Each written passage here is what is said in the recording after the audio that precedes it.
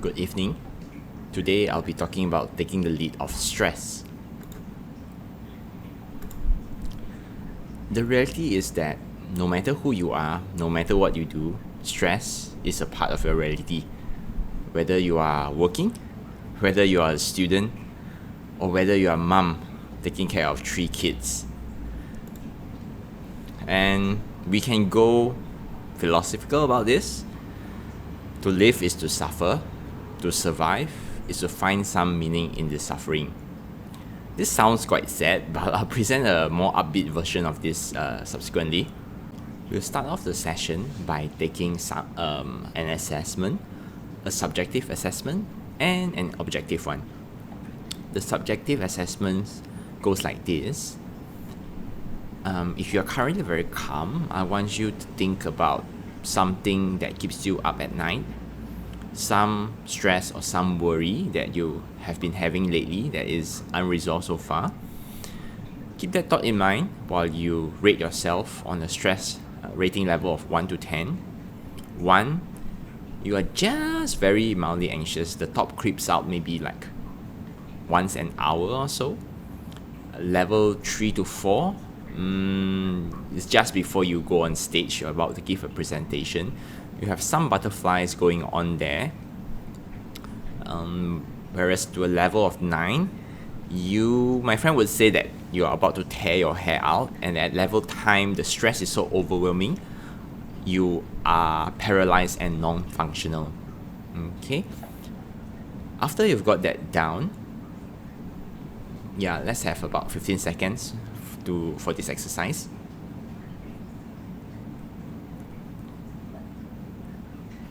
Okay, all white comes to mind immediately. Don't need to stress over this rating scale. Whatever comes to mind. In 5, 4, 3, 2, 1. So that's the subjective part done.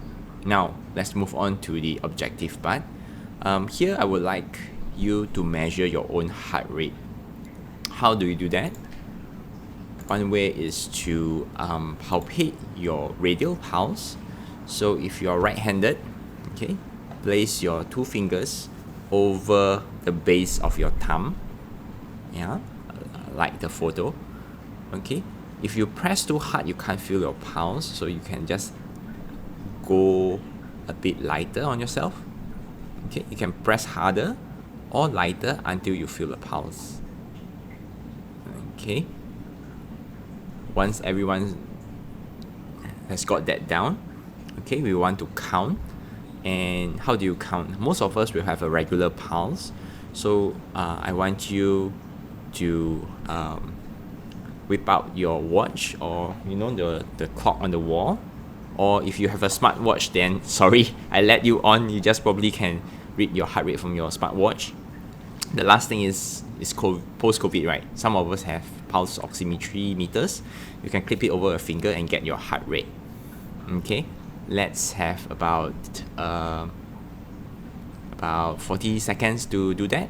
Okay, if you fail to get your pulse over the base of your thumb, the other place you can do is you find your Adam's apple, move about 2 fingers to either side of the Adam's apple, left or right, doesn't matter. 2 fingers, and then you start to feel a pulsation. If you press too hard or you press too soft, you may not be able to appreciate it, so adjust the pressure accordingly.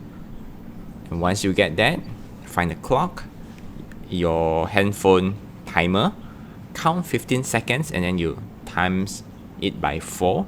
You get your heart rate per minute, beats per minute. The normal heart rate ranges between 60 to 100, but usually we say it's about 80s. Sportsmen will have it lower, while anxious people or certain conditions can have it higher. I just want to have a baseline reading, then we can see where does it go to at the end of the session. Okay, another more 10 seconds to go to get your heart rate. Once again, count for 15 seconds and times it by 4. Okay, sorry, I'm going to stress you out. 10, 9, 8, 7, 6, 5, 4, 3, 2, 1. Now you have your subjective stress level and your objective heart rate. Let's move on. What is the meaning of stress? Life is just a game. So let's look at it from this perspective. Okay, most of us has played games before. I know, ladies, you might say, no, you're not a gamer, but maybe you played Candy Crush or Fruit Ninja. Yeah, you find that, in certain times you are in flow where, the game just challenges your ability, and then you surpass that challenge and you feel like, oh man, this feels damn good, and then you get a dopamine flood and you want to play on and on. That's when you are in the channel of flow. If the game is too easy for you, like asking a secondary school to count 10 plus 5, for example, what you get is boredom, and you lose interest after a while. Whereas if it's too high level, asking a primary 6 student to do calculus, there's no way they can do that, and then they just give up because it's just impossible. When you're playing a game that's similar, when you play something, the first time you play an RPG, you play it at the hardest level, or you play Doom at the hardest level when you don't know any of the weapons, you are in like super stressful, but you're not enjoying yourself, not at all. So either side of the flow channel, you may give up out of boredom or out of anxiety and frustration. Life is similar. Whether we are studying or whether we are working, we have to have a constant level of challenge for us to achieve, keeps us going, wanting for more. And every time we surmount it, we grow. And that is what life is about, solving problems, getting better at it, moving on to the next challenge, solving your own problems, solving your wife's problems, and then solving your kids' problems. And then as life goes on, we stack our experience points, right? And when you play a game, you get a level up. That is like the most exhilarating thing. After you defeat a boss, you get a level up. So what's going on is that it's going back to the same thing. You are at this level, the challenge is increasing. Then you up your level, you start grinding, you start farming, collecting gold, collecting mana, collecting experience points so that you can level up, and then you defeat a particular boss. And then after the boss, right, the minions that come, right, it's so right after the boss, right, the minions are so easy, kacang putih. Then you feel that, oh no, there's no challenge, this is getting boring, and then the game adapts to you. The games also have algorithms. They start throwing you tougher enemies, and you feel that, okay, the challenge is coming. I need to find ways, I need to find skills, techniques, timing of my, depending what you're playing, timing in a real-time strategy game or an action RPG, timing to avoid blows. Or if you're playing StarCraft, how do you get more efficient? How do you utilize resources more efficiently? Then only you can beat the game or your opponent. Well, in life, there are 3 major sources of stress, and then it's always a balance between the demands on you and how well you can cope. Oops, sorry, my face is blocking the words over there, but no worries. Sometimes it's about ability. Do you have the skills necessary to handle the job given to you? Sometimes it's whether has your boss given you enough time to complete this project? And then closer to the date, and especially if you procrastinate, the stress starts mounting.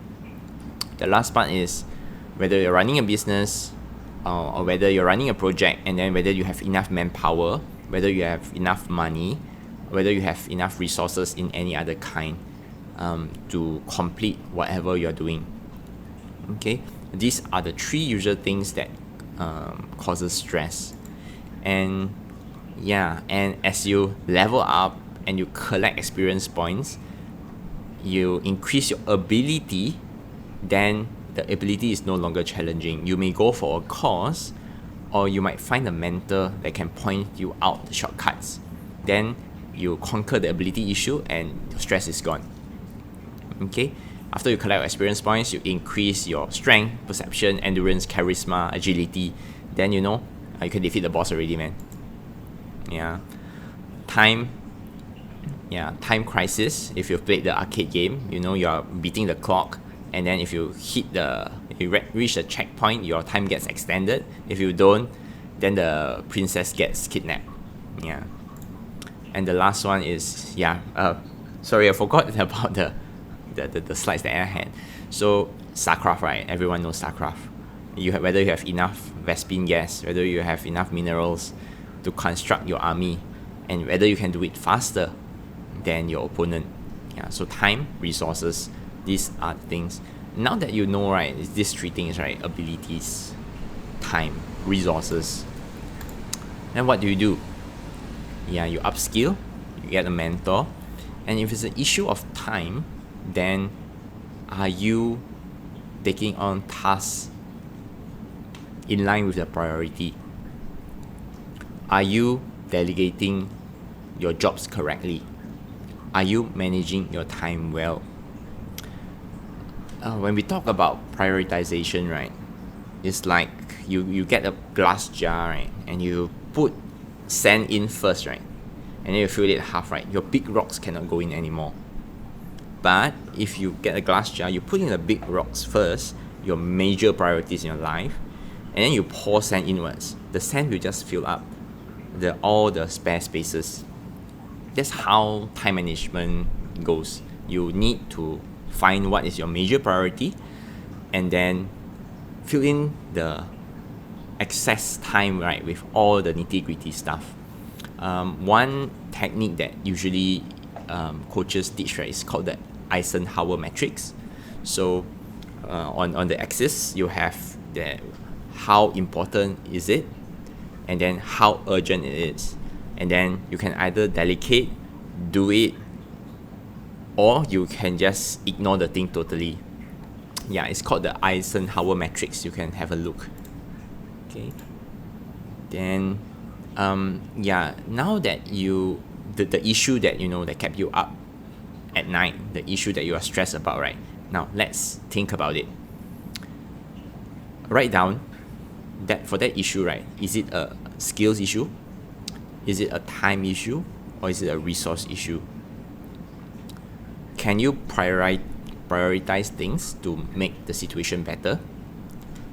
Can you organize better so that you are not so overwhelmed? Whether it's time, whether it's the things you need to do. Can you schedule a meeting to get the resources you need, to ask help from your boss, to look for a mentor? Plan. Okay? It is especially important if you are the type that thinks about this a lot at night before you go to bed, to be able to write this down and then to be able to look at it next morning. It takes a lot of stress, and you sleep better if you do that. And although we know, right, although we tackle those three things, human nature is that we have difficulty letting go. We need to learn how to do what we can. Beyond that, right, is out of our hands, right?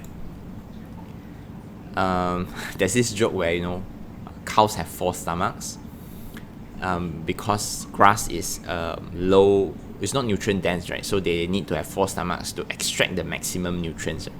And humans, we have the frontal lobe, parietal, temporal, and the occipital lobe. So we have 4 brain compartments to extract as much worry as possible. Okay, I hope that's not the case. And just now we talked about like the meaning of life. To live is to suffer, right? But there's another way to look at it. Actually, it's the attachment that is the issue. It's not life is suffering, it's the attachment to desires, attachment to things that causes suffering. So if we can release the attachment,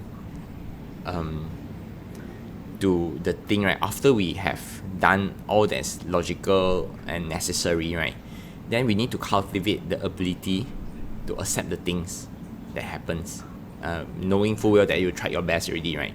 So this is called the serenity prayer. God grant me the serenity to accept the things I cannot change, courage to change the things I can, and wisdom to know the difference. Most of the time when we worry, we are stuck either in the past, what have I done wrong, what could I have done better, future, I need to plan for this, did I miss something out? And this worry, right, you go back and forth, it's like sitting in a rocking chair. It gives you something to do, rock and rock, but it doesn't get you anywhere. Agree? Okay? And the way to bring us out of stress when we are trapped between past and future is bring us to the now. And how do we bring us to the now? Okay? The present is a gift. That's why it's called a present. You've heard of this, right? Yes. And if we can bring our attention and our focus to right now, not the past, not the future, your stress level naturally comes down. And we have 1 to 2 practices for that. The first technique that we are going to talk about today is PMR, Progressive Muscle Relaxation. So what we tend to do, right, is throughout the day we hold tension in our bodies. Often it's over the shoulders, over the neck, the trapezius, and also the lower back. And we hold this throughout the day, causing tension and discomfort. And by the time you only realize it, because we are so busy, the only time you realize it is when you're about to get to bed, when you're having a shower. It's like, oh, why do I have this pain? Where did it come from? Actually, it has been there all along. And what we're going to do here is we're going to tense and relax each muscle in turn, so that you actually know that there's tension there and you actively release it. Sometimes we won't know that it's there until we feel the opposite.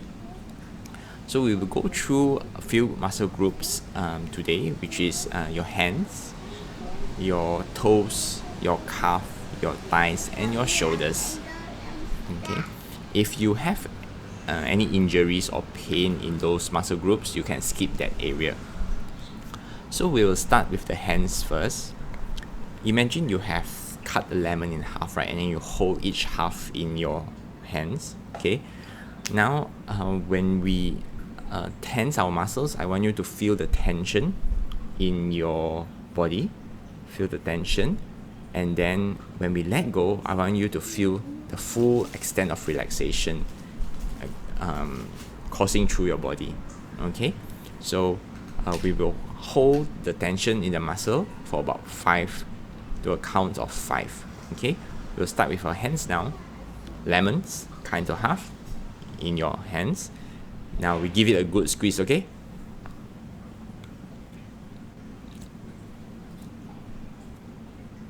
Okay. Notice, right, when you open your palm, how wide it is. And then put it down, let your arms go limp. Feel the blood coursing back into your palm. Okay, feel the blood coursing back to your palm. Okay, one more time. Okay, feel the tension when it's there. Feel the relaxation when you let go of the tension.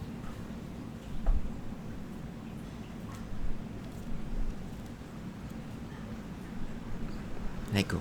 Let your arms go limp. Feel the blood flow. Look at your palm. Look at the color return to your palm.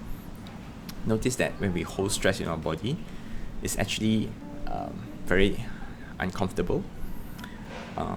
And tense up areas may reduce blood flow because it's so tense. Okay. Now you have that practice in mind. We'll go on to the foot. I want you to scrunch your toes. Okay, scrunch your toes. Hold it to 1, 2, 3, 4, 5. Release. Okay. Remember to breathe when you're doing this exercise. Okay. Now we'll move up to the calf. You can do one side or both sides. It's fine. To tense your calf, put yourself on tiptoes. Okay, put yourself on tiptoes so the calf is tense, pulling your foot down. Okay, hold 1, 2, 3, 4, 5. Let go. Let your legs go limp. Feel the relaxation going in. Feel the tension releasing to the ground. Okay, the next group will be the thigh. What we're going to do is we're going to squeeze both thighs together. Okay, and let's go. 1, 2, 3, 4, 5. Let go. Feel the relaxation over the thighs, but it actually comes down all the way from your hips, from your buttocks, all the way to your knees if you can feel it. The last part of the exercise, we're going to reduce the tension over our shoulder area. Okay, we do that by pushing up. 1, 2, 3, 4, 5. Letting go. Put your shoulders down. Feel the tension going away from your shoulders. And feel the relaxation. Each time along the day, you may feel tension in different parts of your body. And this will be a good short exercise to release that tension, to be aware of the tension and let it go. Okay, we move on to the next one. Okay, this one has to do with acupoints as well as traditional Chinese medicine. Oh no, sorry, I blocked it again. What you did not manage to see is that U, which is worry, right?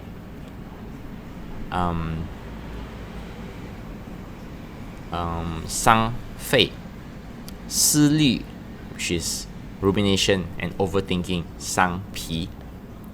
Okay, so yeah, we in TCM, this is what happens. This is where these organs process those emotions, right? And we are going to deal with the triple warmer, okay, which is called 三焦经. Okay, here what we're going to do is I want you to sit up. Okay, sit up. Okay, your right hand.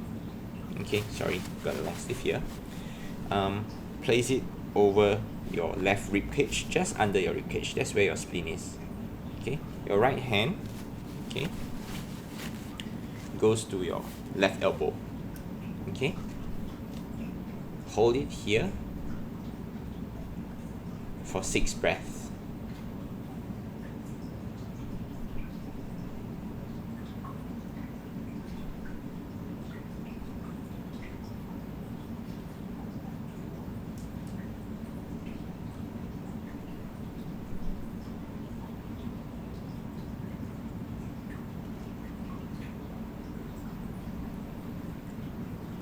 Left fingers on your right elbow, right fingers right under your rib cage where the spleen is. Okay, so we are actually calming down the triple warmer or the 三焦经, and also we are holding the spleen, and also our movements is actually crossing the midline, and there's this energy pattern called homolateral pattern, and crossing the midline helps reverse this pattern. That's what we are doing. Okay. Bonus one, you may or may not have heard of a singing bowl, but the purpose that we want to do here, right? In meditation or mindfulness, you usually want to have a point of focus. It can be your breath, it can be a point on the wall, it can be a sound, and this is exactly what I want you to do. So we will listen to the sound, and then I want you to capture the end of the sound. That brings your focus to the present. Okay? 1, 2, 3.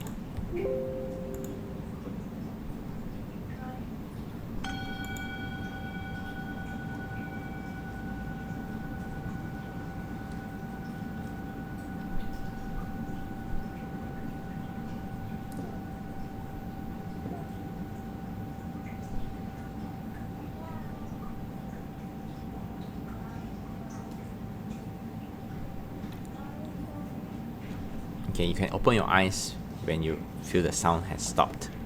Yep, it'll take about 30 seconds. Okay, that's a Tibetan full moon hand wrought singing bowl. Okay, okay.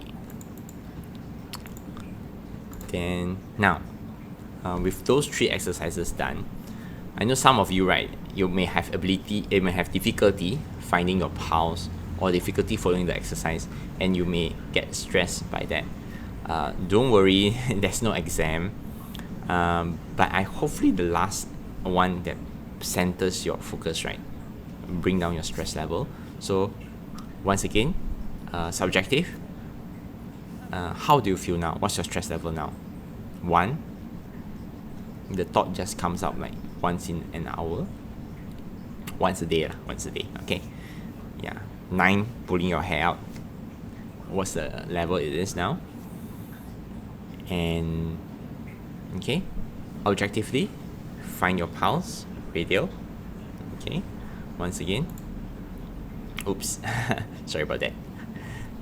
Okay, base of your thumb. Okay, just below your wrist crease, right? Yeah. Vary your pressure until you feel a pulsation. Count for 15 seconds. 10 times 4. Pulse oximetry, smartwatch, cheat code. Let's take some scores. Gane's heart rate came down from 96 to 88.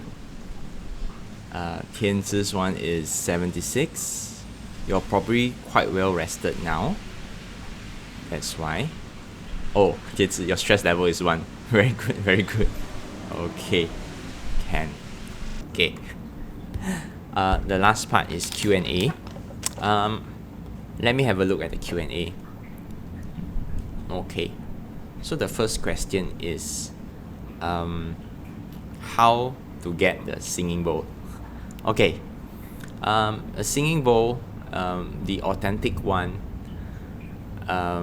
made in Tibet by Master Smith. They do it on a full moon. A good singing bowl, the reverberations or the sound lasts up to 1 minute. So it takes a lot of skill.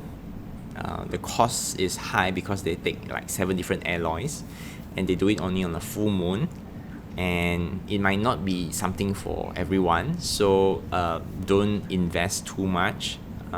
Go and have a look, have a try, see whether it's something that resonates with you. Okay.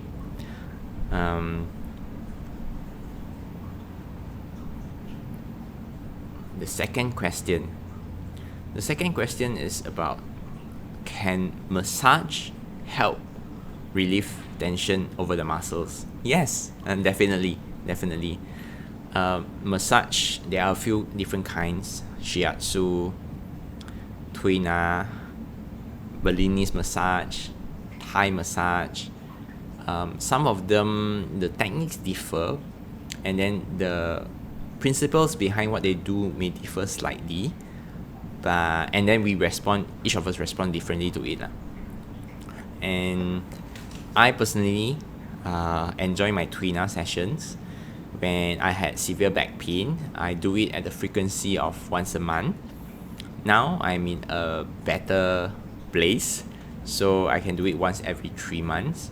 But each time I go, right, there's so much knots in my body, and the therapist can actually, tease the knots out or release the knots. I find it very useful.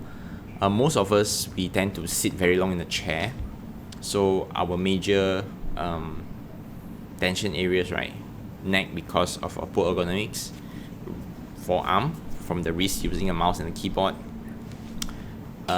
the side of our thighs, okay, and then the back, our hips. Okay, these are areas of high tension. And other methods that I use include foam rollers and also a lacrosse ball. These target the fascia generally, and then there's a lot of tension held there. Some people can feel bunches or knots inside, right? Then you use the foam roller or the lacrosse ball. You can buy the ball, they call it okay, they call it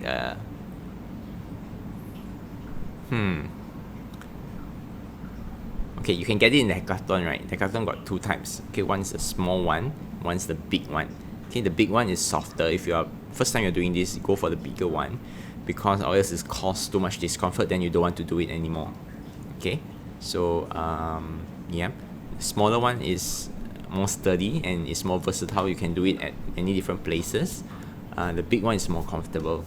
You can give it a try. Okay, the hackathon also got no questions asked refund. Okay, so that's something you may want to try out. The third question is with regards to breathing, whether to pause or not. So generally, the pause is short. Okay, so when you take an in breath,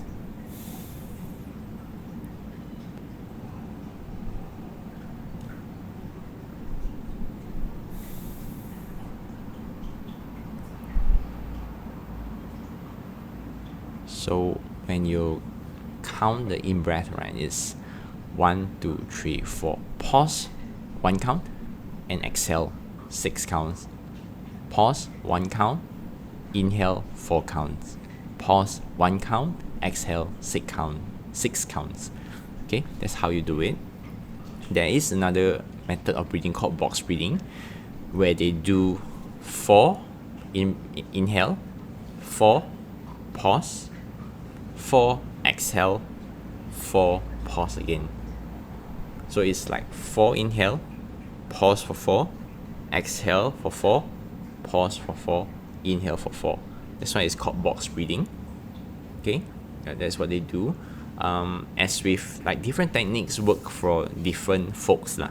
So you can try out different ones. Some of them may work better for you. Yeah. Okay, I think those are the 3 questions I have from the audience today. And yep, that's it.